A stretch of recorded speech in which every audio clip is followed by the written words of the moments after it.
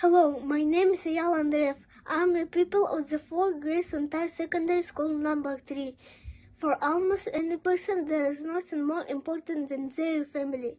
My family is the source of kindness and warmness. I love my family too. Today I would like to tell you about them. My family is quite big. It consists of my mother, father, 2 sisters, granny, granddad, me and dog pets, dog Haras and cat Meke.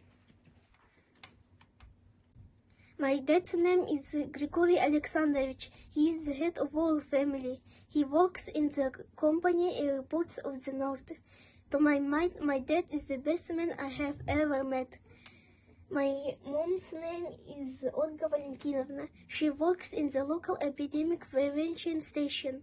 She is fond of cooking cakes, cupcakes, and other tasty things.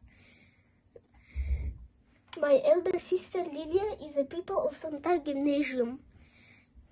She is a good student and my role model. My younger sister saiэнэ is a pupil of 2nd grade. She is sociable and has a lot of friends. I have grandparents, but my dad's parents live in another village. We often visit them. My mom's dad name is Valentin Romanovich. He is the head keeper of our family heart.